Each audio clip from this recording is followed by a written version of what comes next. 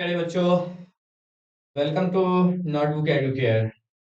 तो dear students, मैंने पिछले वीडियो में आप लोगों को पार्ट वन, पार्ट टू और पार्ट थ्री तीनों मिला करके 2024 में पूछे गए ऑब्जेक्टिव टाइप क्वेश्चंस को पूरा किया था और उसके सॉल्यूशंस को बताया था कि किस तरीके से सॉल्यूशंस होते हैं। तो आज के वीडियो में हम आपको 2023 में पूछे गए ऑब्जेक्टिव क्वेश्चंस पे डिटेल से चर्चा करेंगे, बताएंगे कि क्वेश्चंस क्या है और उसका सही आंसर क्या होना चाहिए, एकदम तर्क के साथ। बच्चों, बिना देर किए हुए हम अपने वीडियो पे लौटते हैं। यदि हमारा वीडियो आपको अच्छा लगता हो, आपके लिए हेल्पफुल हो, तो हमारे वीडियो को लाइक कीजिए, सब्सक्राइब कीजिए। और यदि हमें यूट्यूब पर देख रहे हैं तो वहां पर लाइक करके शेयर भी कीजिए, जिससे कि ये वीडियो दूसरों लोगों तक भी पहुंच सके और इसका फायदा दूसरे लोग भी ले सकें। तो बिना देर किए हुए बच्चों, हम अपने टॉपिक्स पे आते हैं। 2023 के में पूछे गए ऑब्जेक्टिव क्वेश्चंस को देखेंगे और इसमें क्या सब पूछे गए हैं क्वेश्चन और उसका आंसर सही क्या होना चाहिए, उस पर हम लोग अभी चर्चा करेंगे, है ना। देखिए बच्चों, आपका जो क्वेश्चन है अब स्क्रीन पे बिल्कुल आ चुका है ना। और क्वेश्चंस में क्या पूछे गए हैं इसके बारे में हम लोग भी पढ़ेंगे, है ना। बच्चों देखिए यहाँ पे क्या है, previous year 2023 set A chemistry section A objective type questions. मैंने आपको पिछले वीडियो में भी प्रारंभ में ही बताया था कि आपका जो क्वेश्चंस होता है और थ्री टाइप्स में होता है, थ्री सेक्शंस में होते हैं। पहला सेक्शन ऑब्जेक्टिव का होता है, second section short type questions का होता है और थर्ड सेक्शन जो होता है सी, वो होता है लॉन्ग टाइप क्वेश्चंस का। तो आपको, जैसा कि बिहार बोर्ड का मॉडल है कि आपको ऑब्जेक्टिव्स जो होते हैं 70 क्वेश्चंस होते हैं, 70 में 35 ऑब्जेक्टिव्स बनाने होते हैं, आपको सॉल्व करने होते हैं। शॉर्ट टाइप 20 क्वेश्चंस होते हैं जिसमें आपको 10 क्वेश्चन सॉल्व करने होते हैं। इच क्वेश्चन 2 मार्क्स का होता है, ऑब्जेक्टिव इच क्वेश्चन 1 मार्क्स का होता है। और लॉन्ग टाइप क्वेश्चन आपके पास 6 मिलेंगे, उसमें से 3 सॉल्व करना होगा, 3 क्वेश्चंस को सॉल्व करने होते हैं। और 3 क्वेश्चंस, एवरी क्वेश्चंस में 2 क्वेश्चंस होते हैं ए और बी करके, जिसमें से एक क्वेश्चन 2 मार्क्स का होगा और दूसरा क्वेश्चन 3 मार्क्स का होगा। ठीक है, तो चलिए आज हम लोग 2023 के बोर्ड एग्जाम में पूछे जाने वाले क्वेश्चंस के ऑब्जेक्टिव सेक्शंस को देखते हैं, ऑब्जेक्टिव्स में क्या सब पूछा गया है ना।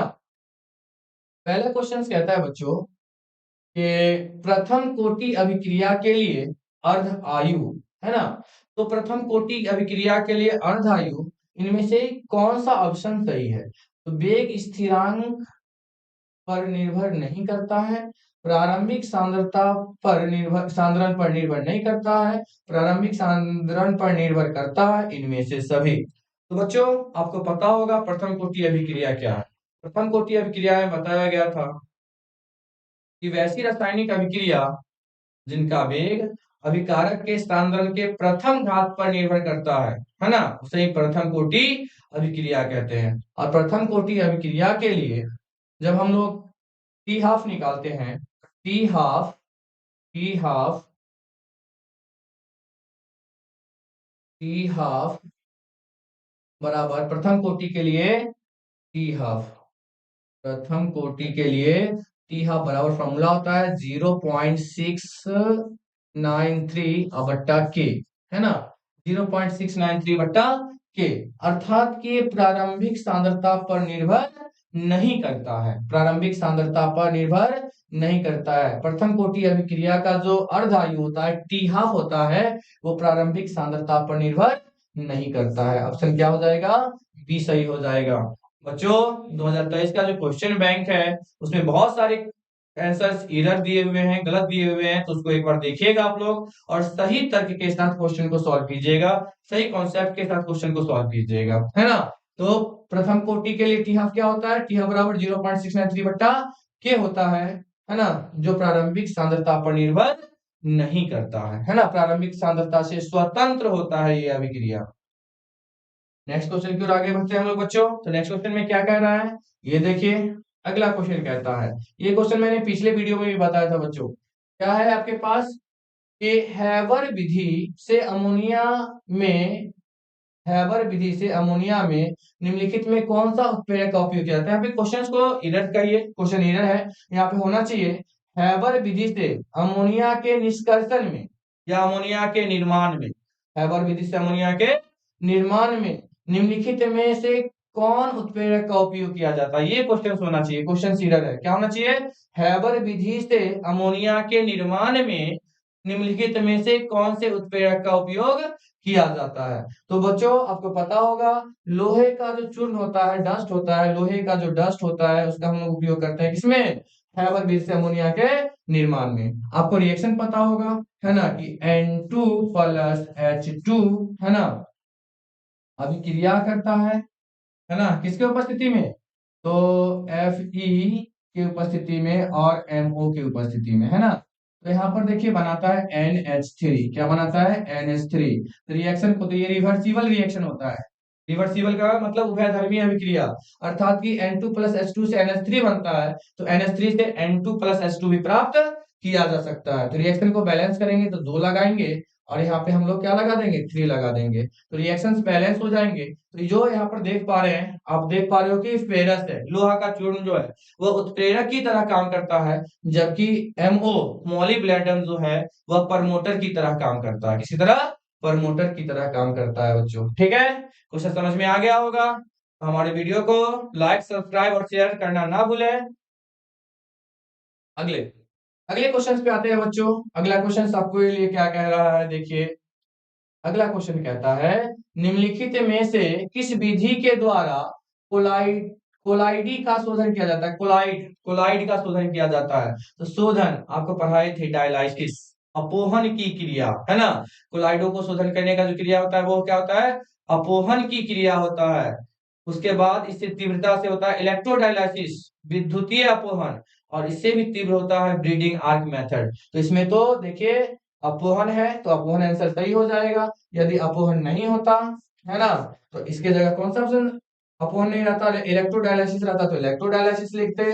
दोनों सिमिलर है, थोड़ा सा का अंतर है कि हम लोग एक पात्र में अर्धपारगमी झिल्ली के मध्य में कोलाइडी विलयन को रख देते हैं और धीरे धीरे जब उसमें से विलायक के कण बाहर निकलते हैं तो अपवहन होता है। उसमें 2 इलेक्ट्रोड को व्यवस्थित कर देते हैं, तीव्रता से विलायक के कण बाहर निकलते हैं, इलेक्ट्रोडायलिसिस होता है। और धातु का आर्क बना करके विद्युत अपघटन द्वारा जब शोधन किया जाता है तो उसको हम लोग ब्रीडिंग आर्क मेथड कहते हैं, है ना। तो ऑप्शन क्या होना है बच्चों, अपवहन, डायलाइसिस, ठीक है। चलिए नेक्स्ट क्वेश्चन की ओर हम लोग आगे बढ़ते हैं बच्चों।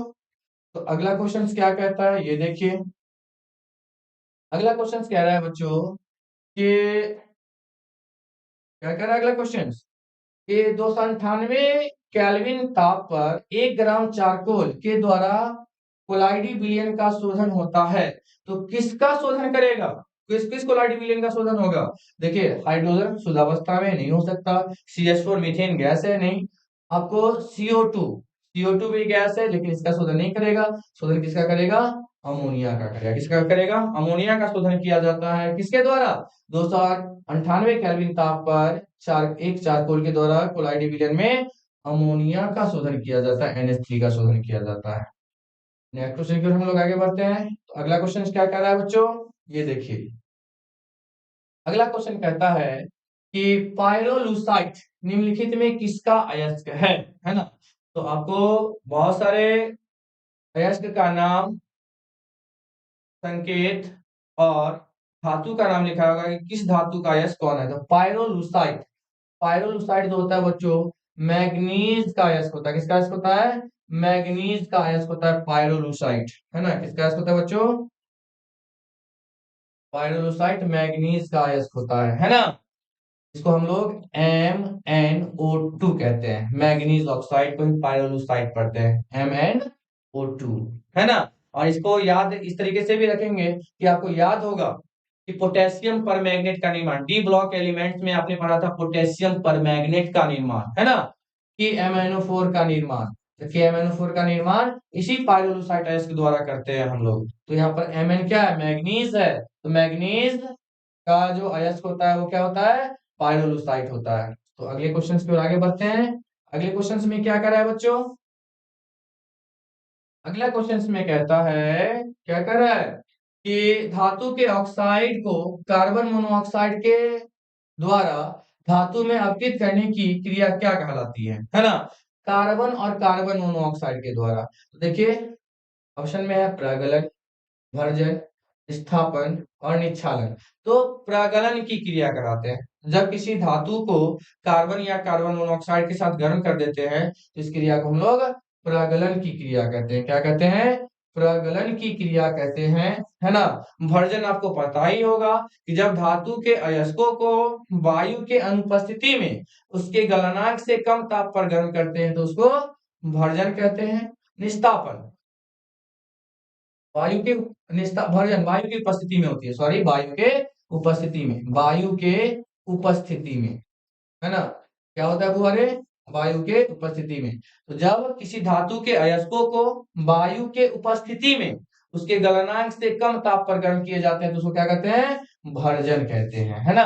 क्या बोले हम कि जब किसी धातु के अयस्कों को वायु के उपस्थिति में उसके गलनांक से कम ताप पर गर्म करते हैं तो उसे क्या कहते हैं? भर्जन कहते हैं। निस्तापन, निस्तापन क्या होता है? तो जब किसी धातु के अयस्कों को वायु के अनुपस्थिति में उसके गलनांक से कम ताप पर गर्म किया जाता है तो उसे निस्तापन कहते हैं, ठीक है।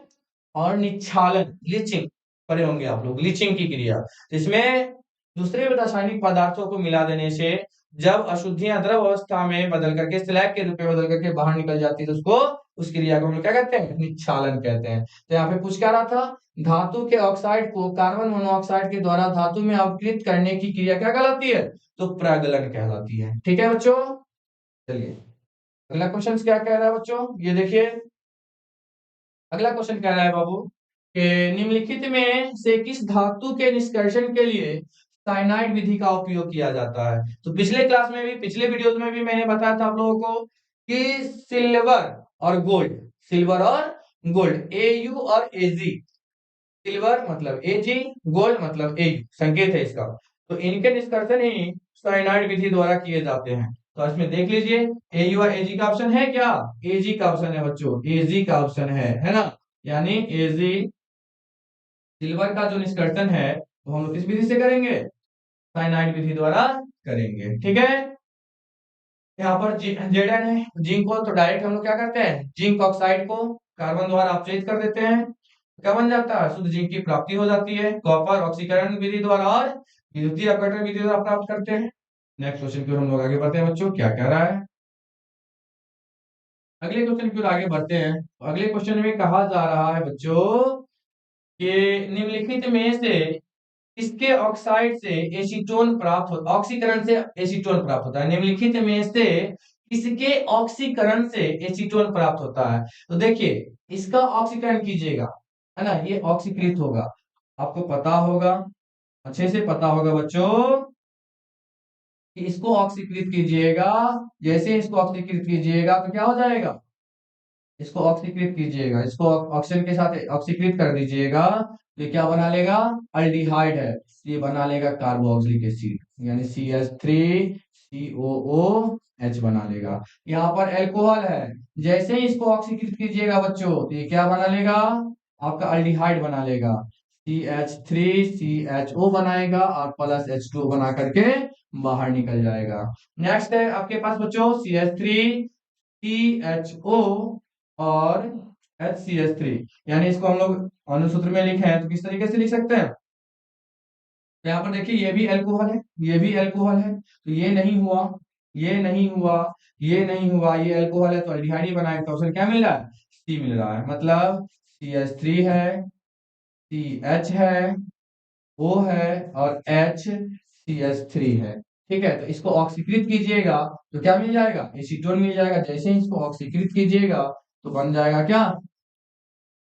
CH3 C11O और CH3, ठीक है। और जो बन करके उत्सर्जित भी हो जाएगा। देख रहे हैं, समझ में आ गया होगा बच्चों।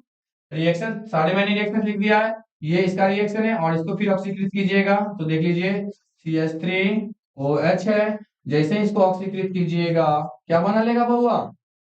देख पा रहे हो क्या बनाएगा? देखिए बना लेगा क्या?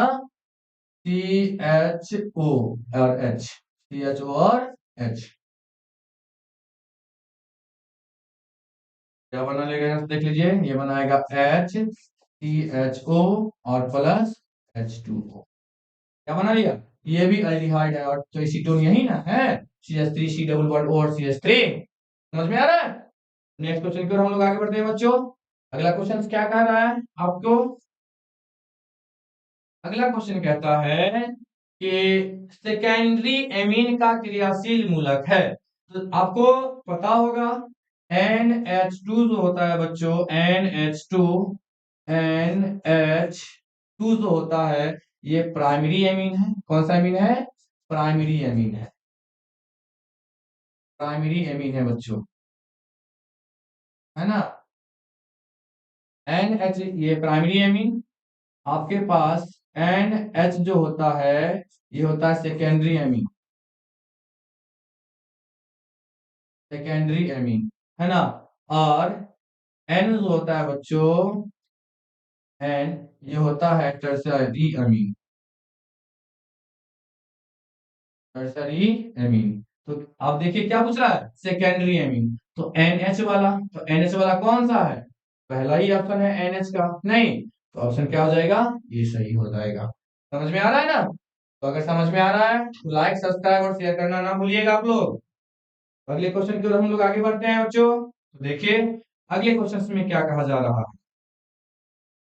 अगले क्वेश्चन में कहा जा रहा है कि CH3 का IUPAC नेम है। यहाँ पे देखिए क्वेश्चंस एरर है और क्वेश्चंस गलत है। यहाँ पे जो होना चाहिए, यहाँ पे CH के बाद अगर सब में एमीन है, इसका मतलब आपके यहाँ पर एक जगह पर क्या होना चाहिए, यहाँ पर NH2 होना चाहिए। क्या होना चाहिए बच्चों? NH2 होना चाहिए, तब इसका वैलेंसी पूरा होगा। तो क्वेश्चन अब कंप्लीट हुआ, है ना। तब ना बॉन्ड पूरा करेगा, कार्बन चार चार बॉन्ड, तो NH2 हो गया। तो क्या हो जाएगा?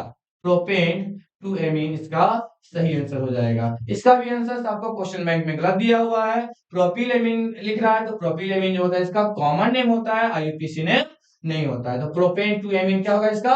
IUPAC नेम होगा। ठीक है बच्चों, क्वेश्चन क्लियर था, आपने क्वेश्चन को भी सही कर लिया। आगे बढ़ते हैं। देखिए अगले क्वेश्चन में क्या कहा जा रहा है बच्चों। अगले क्वेश्चन में कहा जा रहा है कि प्राइमरी एमीन की अभिक्रिया ग्रिग्नार्ड अभिकर्मक से कराने पर निम्नलिखित में से कौन बनता है? तो देखो यहाँ पर प्राइमरी एमीन, प्राइमरी एमीन का फॉर्मूला क्या बच्चों? Primary amine RNH2 primary amine है। इसकी अभिक्रिया किसके साथ कराते हैं? ग्रिग्नार्ड अभिकर्मक के साथ कराते हैं, मतलब RMG और X के साथ कराते हैं। पढ़े थे ना, जब अल्काइल हैलाइड की अभिक्रिया मैग्नीशियम धातु के साथ ड्राई ईथर की उपस्थिति में कराते हैं तो योगात्मक उत्पाद का निर्माण होता है RMGX, जिसे क्या कहते हैं? ग्रिग्नार्ड अभिकर्मक कहते हैं। तो अब इसकी अभिक्रिया करा देंगे तो क्या एक एल्केन प्राप्त होगा? तो एल्केन प्राप्त नहीं होगा। क्या उच्च स्तरीय एमीन प्राप्त होगा? एमीन है ही तो एमीन थोड़ा प्राप्त होगा, ये भी नहीं प्राप्त होगा। एक सेकेंडरी एमीन प्राप्त होगा।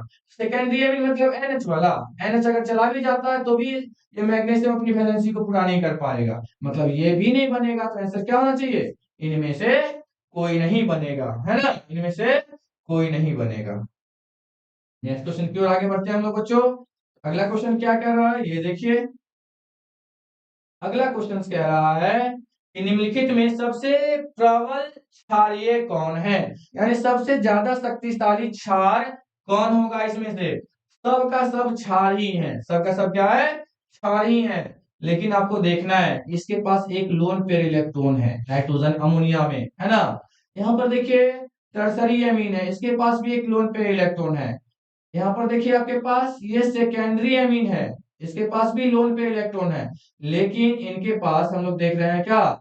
अल्फा हाइड्रोजन, अल्फा हाइड्रोजन की कमियां, अल्फा हाइड्रोजन नहीं है, है ना। इसके पास NH अल्फा हाइड्रोजन है, दो हाइड्रोजन है, लेकिन यहाँ पर क्या है? बेंजेनामाइन है। तो आंसर आपका सही होना क्या है? बी सही होना है। क्यों सही होना है बी, उसको भी देख लीजिए। इसके साथ दो अल्काइल ग्रुप जुड़े हुए हैं, है ना, और इसके साथ एक भी अल्काइल ग्रुप नहीं है। इसके साथ 3 अल्काइल ग्रुप है और इसके साथ कार्बन की संख्या बहुत सारे मॉलिक्यूल्स हैं। तो जिनके पास अल्काइल ग्रुप की संख्या कम होती है वो ज्यादा क्षारीय होता है कार्बनिक यौगिकों में। तो आंसर क्या होगा? बी नंबर सही हो जाएगा।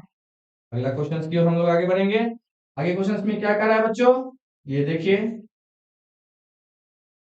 आगे कहता है कि निम्नलिखित में कौन हिंसवर्ग अभिकर्मक है? तो हिंसवर्ग अभिकर्मक के बारे में आप लोग पढ़े थे कि बेंजीन और sulphonic acid, benzene C6 C6 और H6 प्लस SO3H, है ना, SO3H, ये दोनों का जो मिक्सचर होता है, इन दोनों के मिक्सचर को ही बोला जाता है क्या? हिंसवर्ग अभिकर्मक, है ना। बेंजीन और सल्फोनामाइड नहीं होगा। पैरा, पी का मतलब होता है पैराटोलुइन, सल्फोनिक, सल्फोनिल क्लोराइड, ये भी नहीं होगा, इनमें से कोई नहीं, है ना। तो ऑप्शन क्या हो जाना है बच्चों? बेंजीन और सल्फोनिक अम्ल का जो मिक्सचर होता है, मिक्सचर, मिक्सचर इसी को क्या बोलते हैं? तो बेंजीन सल्फोनिक अम्ल और बेंजीन सल्फोनिक अम्ल जो होता है वही क्या होगा? हिंसवर्ग अभिकर्मक कहलाता है। तो बेंजीन सल्फोनिक अम्ल जब दोनों एक साथ हो जाएगा तो क्या बना लेता है यहाँ पर? ये H2SO4 से अभिक्रिया करता है ना। ये SO3 जो है वो सल्फोनिक एसिड का क्रियाशील समूह है। अगर इसके रिएक्शन को अगर हम लोग देखते हैं तो रिएक्शन कुछ इस तरीके से होंगे। रिएक्शन को हम लोग कुछ इस तरीके से लिख सकते हैं। किस तरीके से? देखिए, है ना, रिएक्शन जो होगा इसका ये होगा C6H6, है ना, या इसके जगह पर आप बेंजीन का स्ट्रक्चर बना सकते हैं। ठीक है, अभिक्रिया करेगा H2SO4 के साथ, है ना, अभिक्रिया करेगा, यानी हम स्ट्रक्चर फॉर्म में लिख रहे हैं H2SO4 के साथ, तो ये बना देगा, क्या बनाएगा? C6H5SO3H, है ना, या इसको हम लोग लिख सकते हैं क्या? बेंजीन रिंग के वलय पर SO3H, इसी को पढ़ते हैं benzene sulphonic acid, benzene sulphonic अम्ल, यही क्या है? हिंसवर्ग अभिकर्मक है। क्लियर बच्चों, समझ में आया? तो वीडियो को लाइक कीजिए, सब्सक्राइब कीजिए और दूसरे का भी हेल्प कीजिए वीडियो को शेयर करके। तो अगले क्वेश्चन की ओर हम लोग आगे बढ़ते हैं। अगले क्वेश्चन में क्या कहा जा रहा है इसको देखिए। क्वेश्चन नंबर 14 है, 14 है। 14 में क्या कह रहा है बच्चों कि जब एसीटामाइड की अभिक्रिया Br2 और KOH से कराई जाती है तो निम्नलिखित में कौन बनता है ना। तो यहाँ पर देखिए एसीटामाइड है, एसीटामाइड की अभिक्रिया हम लोग का किससे करा देते हैं? Br2 और KOH के साथ। तो निम्नलिखित में कौन? एसीटामाइड का सूत्र क्या होगा बच्चों? RCONH2, इसी को पढ़ते हैं एसीटामाइड। और एसीटामाइड की अभिक्रिया हम लोग करा दें किससे? Br2 से, है ना, और किसके साथ? यहाँ पर HKOH है, KOH के साथ। ठीक है, क्या बनाएगा देखिए बच्चों, यहाँ से आपका क्या बना लेगा? तो ये KBr बन करके बाहर निकल जाएगा, है ना, KBr प्लस ये NH3 बन करके बाहर निकल जाएगा। प्लस बचेगा क्या? यहाँ पे आपके पास बचना है KR और H बचना है, R और एसिटाल्डिहाइड RCHO बचना है। क्या बचना है? RCHO बचना है। रिएक्शन को बैलेंस करेंगे। रिएक्शन को बैलेंस करने के लिए हम लोग कितना, ये Br2 है तो प्लस किया तो यहाँ 2 Br1 लगा देंगे, तो यहाँ पर देखिए रिएक्शन बैलेंस लगभग हो जाएगा। R, R तो R है, C है, H आपके पास देखिए दो, दो है, और यहाँ पर 2 लगाने से यहाँ पर भी 2 लगाना पड़ेगा, तो 2 2 4H, है ना, 2 2 4H, तो यहाँ पर कितना H है? 1 और 3 4, पोटेशियम 2 ब्रोमीन 2, यानी क्या? RCHO, है ना, RCHO और एसिटामाइड है, तो यहाँ पर R का वैल्यू CH3 पुट कर देंगे, तो यानी फाइनल रिएक्शन अगर हम लोग देखते हैं तो CH3CONH2 है, जिसको एसिटामाइड कहते हैं, अभिक्रिया करेगा Br2 से प्लस KO H से, है ना। तो अभी क्रिया करके बनाएगा NH3 प्लस क्या बनाएगा 2KBr प्लस बनाएगा क्या CH3CHO, है ना। रिएक्शन को बैलेंस करने के लिए दो था तो यहाँ पे दो लगा दिए, रिएक्शन ऑलरेडी बैलेंस हो गया। तो CH3CHO क्या पढ़ते हैं, एसिड एल्डिहाइड पढ़ते हैं। क्या पढ़ते हैं, एसिड एल्डिहाइड पढ़ते हैं, इथेनल, है ना। एसिड एल्डिहाइड कहिए या इथेनल कहिए, तो आंसर क्या होना चाहिए, सी होना चाहिए बच्चों। ऑप्शन नंबर सी ऑप्शन सही हो जाएगा, एसिड एल्डिहाइड। इसी का यूपिक नेम है इथेनल। यूपिक नेम क्या है बच्चों, इथेनल, ETHANAL, इथेनल। इसी को हम लोग एसिड एल्डिहाइड भी कहते हैं, ठीक है। चलिए अगले क्वेश्चन की ओर हम लोग आगे बढ़ते हैं। अगला क्वेश्चन देखिए आपके पास क्या कह रहा है ना। क्वेश्चन कह रहा है निम्नलिखित संक्रमण तत्व के आयनों में कौन अनुचुंबकीय है ना। तो बच्चों अनुचुंबकीय पहचानना सिखाए थे हम आप लोगों को पिछले वीडियोस में भी, कि जिनके पास, जिन आयन के पास अनपेयर्ड इलेक्ट्रॉन होगा, बिना जोड़ा का इलेक्ट्रॉन होगा, वह अनुचुंबकीय होगा, और जिनके पास जोड़ा में इलेक्ट्रॉन होगा वह प्रति चुंबकीय होगा, है ना। तो जैसे इसमें देखेंगे, मैं एक सीधा डायरेक्ट आंसर बताता हूं। इसका आंसर क्या होना है बच्चों, इसका आंसर जो होना है वो Cu होना है। कैसे होना है, मैं एक जांच करके बता देता हूं। मैंने बताया कि अनपेयर्ड इलेक्ट्रॉन होगा, बिना जोड़ा का होगा तो अनुचुंबकीय होगा। तो मैं एक ज्ञात करके बताता हूं, उस तरीके से आप सबको चेक कर सकते हैं, है ना। तो कॉपर का इलेक्ट्रॉनिक विन्यास लिखिएगा। तो कॉपर का इलेक्ट्रॉनिक विन्यास कैसे लिखते हो, 1s2 2s2 2p6 3s2 3p6 4s2 4s1, है ना। यहाँ पे क्या आ जाएगा बच्चों, क्योंकि यहाँ पे रूल काम करेगा, अर्ध भरा हुआ कक्षक पूर्ण भरे कक्षक से ज्यादा स्थायी होता है, इसलिए 4s1 और 3d10 हो जाएगा, है ना। देखिए 29 पूरा हुआ, 2 4 6 10 दोबारा, अच्छा 18 19 10 29। अब क्या कर रहा है, तो इसको पहले यहाँ से देखिए, यहाँ से यहाँ तक अस्थायी कक्षा का इलेक्ट्रॉन है। पहला कक्षा 2 इलेक्ट्रॉन, दूसरा 8 इलेक्ट्रॉन और तीसरा भी 8 इलेक्ट्रॉन पूरा करके अस्थायी प्राप्त कर लिया। ये वैलेंस सेल है, ये कोर सेल का इलेक्ट्रॉन हो गया, कोर सेल हो गया। ये हो गया बच्चों वैलेंस सेल, है ना। तो कोर सेल और वैलेंस सेल, तो वैलेंस सेल में आप देखेंगे ये यहाँ तक तो सब इलेक्ट्रॉन जोड़ा में है। इसमें देखेंगे तो एस के पास एक ऑर्बिट होता है। आपके पास पता होगा कि एस के पास कितना ऑर्बिट होता है, एक ऑर्बिट होता है। तो ये एस है, तो एस के पास एक ऑर्बिट होता है, और एक ऑर्बिट में इलेक्ट्रॉन रखने की क्षमता 2 होती है। और डी के पास 5 गो होता है। देखिए डी के पास हमने 5 को बना दिया, 1 2 3 4। तो 1 2 3 4 5 को कॉलम बन गया, है ना बच्चों। देखिए एस में एक इलेक्ट्रॉन है तो एस में एक गो है, डी में 10 गो है। तो 1 2 3 4 5 6 7 8 9 10 मैंने एक साथ बना दिया है, मुझे मालूम था इसीलिए। आपको पता होगा कि कक्षक में इलेक्ट्रॉन पहले एक एक करके प्रवेश करते हैं, कक्षक जब भर जाता है तो वह पेयर लगता है, जोड़ा लगता है, और एक एक करके फिर से प्रवेश करता है। तो आप देखिए लास्ट वाला सेल प्राप्त हो गया। अब इसमें क्या करता है, 2+ बनाने के लिए, तो पहले एस से एक इलेक्ट्रॉन गायब हो गया तो ये पूरा खाली हो गया, है ना। एस से इलेक्ट्रॉन गायब हुआ तो ये क्या हो गया, पूर्णतः खाली हो गया। और उसके बाद क्या होगा, एक इलेक्ट्रॉन डी से गायब होगा, एक इलेक्ट्रॉन डी से गायब हो गया। तो अब क्या हो गया, अनपेयर्ड हो गया। क्या हो गया, बिना जोड़ा का। तो बिना जोड़ा का इसमें इलेक्ट्रॉन हो गया, तो बिना जोड़ा का इलेक्ट्रॉन है इसलिए क्या है, कॉपर अनुचुंबकीय है। मैंने बताया ना, बिना जोड़ा का इलेक्ट्रॉन होगा, अयुग्मित इलेक्ट्रॉन होगा तो उसको क्या बोलेंगे, अनुचुंबकीय। और यही इलेक्ट्रॉन अगर जोड़ा में रह जाता है यहाँ पर तो होता प्रतिचुंबकीय। क्लियर बच्चों डाउट, अगर आपका डाउट क्लियर हो रहा है तो हमारे वीडियो को लाइक करें, सब्सक्राइब करें और शेयर भी जरूर करें। तो चलिए अगले क्वेश्चन पर हम लोग आगे बढ़ते हैं, और अगले क्वेश्चन में क्या कहा जा रहा है ये देखिए बच्चों।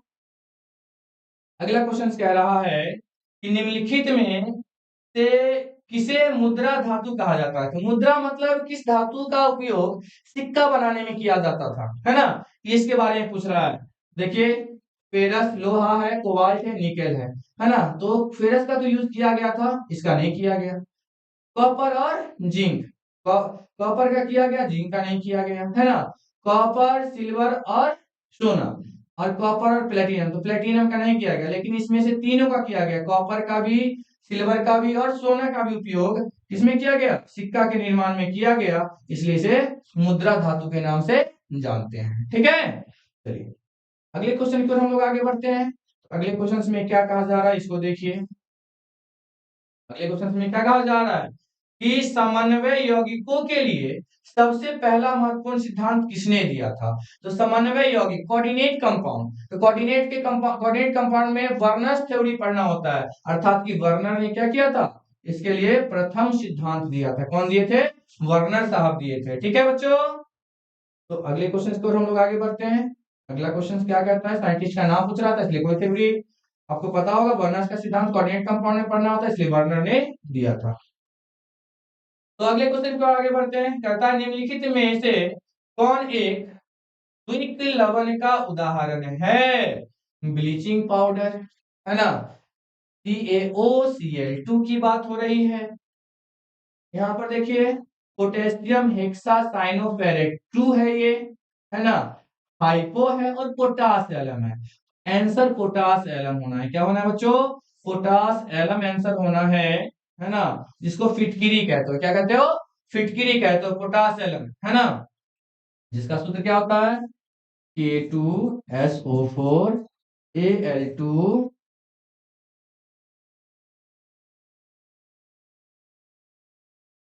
Al2SO4 का होल थ्राइस इंटू 24H2O। ठीक है बच्चों, ये होता है पोटास एलम का रासायनिक सूत्र।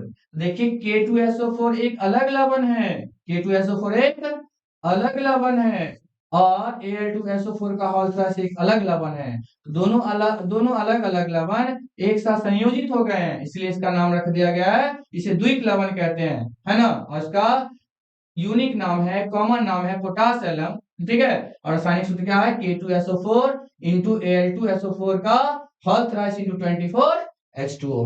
क्लियर बच्चों, समझ में आ रहा है? कमेंट करके, लाइक करके बताते रहिए। आप लाइक करते हो तो आपकी उपस्थिति हमें नजर आती है, मुझे पता चलता है कि हमारी वीडियो कितने लोग देख रहे हैं। तो आपको वीडियो अच्छा लग रहा है तो आप लाइक कीजिए, सब्सक्राइब कीजिए, और वीडियो को शेयर तो जरूर कीजिए, जिससे अधिक से अधिक लोगों तक ये वीडियो पहुंच सके। अगला क्वेश्चन देखिए, 19 नंबर क्वेश्चन। 19 नंबर क्वेश्चन क्या करता है, 19 नंबर क्वेश्चन, निम्नलिखित में से कौन बाइडेंटेट लिगेंड है? बाय मतलब दो, यानी द्विदंतु लिगेंड कौन है? बाइडेंटेट का हिंदी क्या होता है? द्विदंतु लिगेंड कौन है? तो पहला है EDTA, ethylene diamine tetraacetate, ethylene diamine acetate ion, और पिरिडीन। देखिए आपके पास एथिलीन डायमीन जो होता है, ये आपके पास क्या होता है, द्विदंतु लिगेंड होता है, इथिलीन डायमीन, है ना। इथिलीन डायमीन कहने का मतलब क्या होता है बच्चों, NH2 CH2 CH2 और NH2, इसी को हम लोग बोलते हैं इथिलीन डायमीन। और ये दो इलेक्ट्रॉन देने का काम करता है, दो इलेक्ट्रॉन देता है, इसलिए इसको बाइडेंटेट बोलते हैं, है ना, द्विदंतु लिगेंड बोलते हैं। ठीक है, EDTA जो होता है इथिलीन डायमीन टेट्राएसीटेट होता है। EDTA क्या है बच्चों? इथिलीन डायमीन टेट्राएसीटेट है। ठीक है, पिरिडीन C6H5N है ना। चलिए अगली वीडियो की ओर हम लोग, अगले क्वेश्चन की ओर आगे बढ़ते हैं, हम लोग देखते हैं 20 नंबर क्वेश्चन। 20 नंबर क्वेश्चन में क्या कहा जा रहा है बच्चों, देखिए PtC2H4 का होल थ्राइस पावर -1 में प्लेटिनम का ऑक्सीकरण अवस्था क्या है? तो बच्चों आपको सिखाए हैं, जिसका भी ऑक्सीकरण अवस्था निकालना होता है उसको आप क्या मान लीजिए, X मान लीजिए। तो प्लेटिनम को X मान लीजिए, कुछ नहीं है तो प्लस का सिंबल डालिए। C2H4 भी क्या है, C2H4 इथीन है, और इथीन जो होता है वो बाइडेंटेट लिगेंड होता है ना, द्विदंतु लिगेंड, मतलब कि ऑक्सीकरण अवस्था -2 होता है, तो -2, और कितने संख्या में है, एक संख्या में है, इसलिए गुना 1। और क्लोरीन, क्लोरीन का ऑक्सीकरण अवस्था होता है -1 बच्चों, है ना, तो प्लस -1 गुना 3, और पावर क्या है, -1 है, इसलिए बराबर -1। ठीक है, अब इसको हल कर दीजिए, तो x, अब प्लस माइनस माइनस, और 2 एकम 2, तो -2 अब प्लस माइनस माइनस क्या हो जाएगा, 3 एकम 3 तो 3, अब बराबर -1। देख पा रहे हैं, x माइनस 5 बराबर -1, बराबर किस साइड जाएगा तो प्लस में, x बराबर -1 अब +5 तो क्या मिल जाएगा, x बराबर +4 मिल जाएगा। तो आंसर है कहीं पे देखिए तो बच्चों, लास्ट आंसर जो है ऑप्शन नंबर डी +4 है। आंसर क्या हो जाएगा, +4 सही हो जाएगा।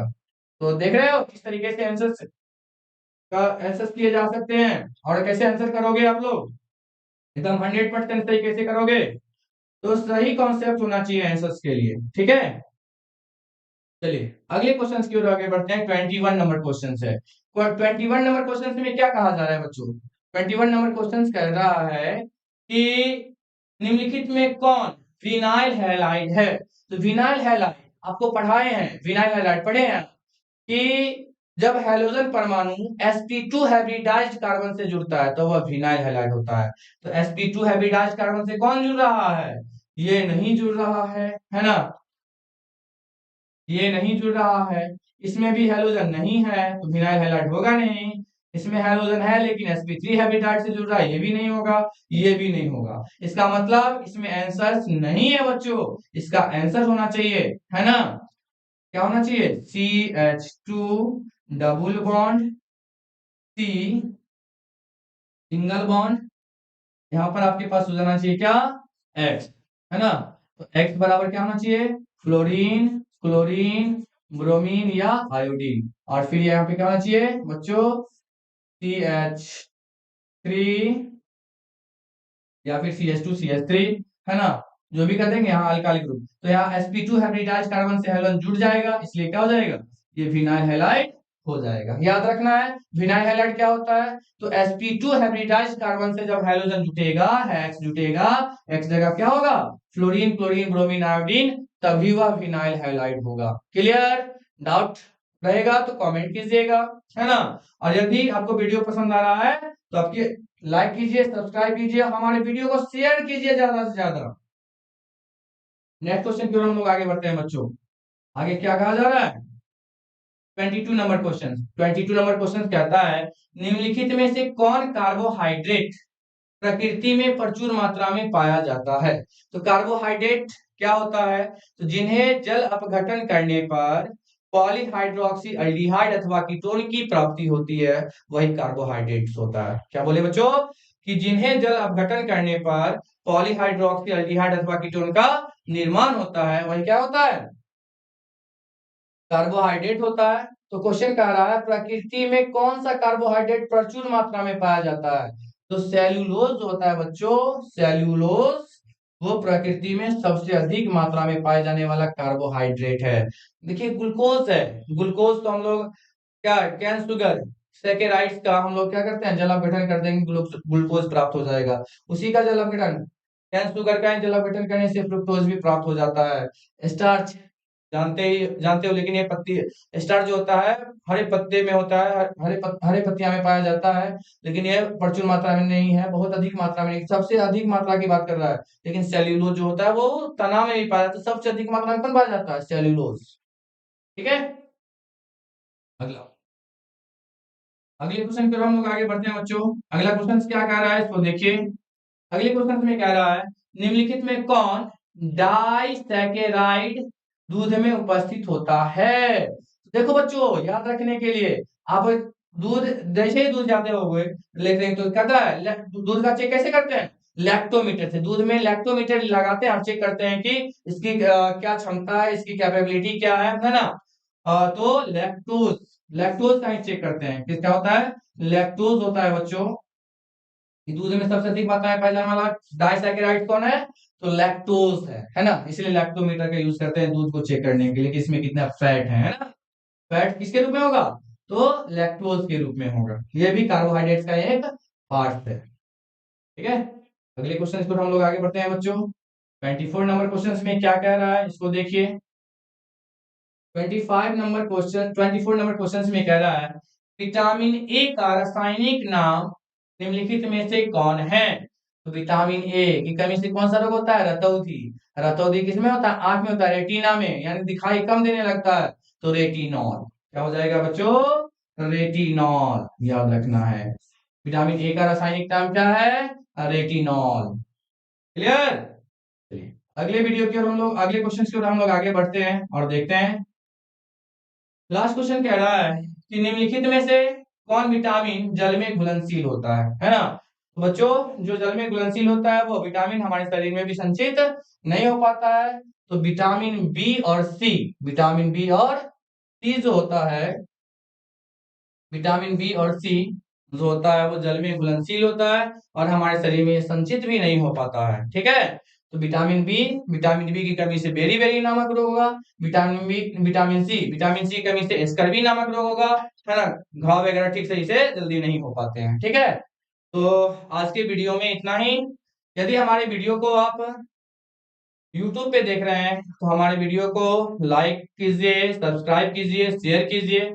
यदि आप हमें इंस्टाग्राम और फेसबुक पे देख रहे हैं तो हमें फॉलो कीजिए। और आज के लिए इतना ही। धन्यवाद।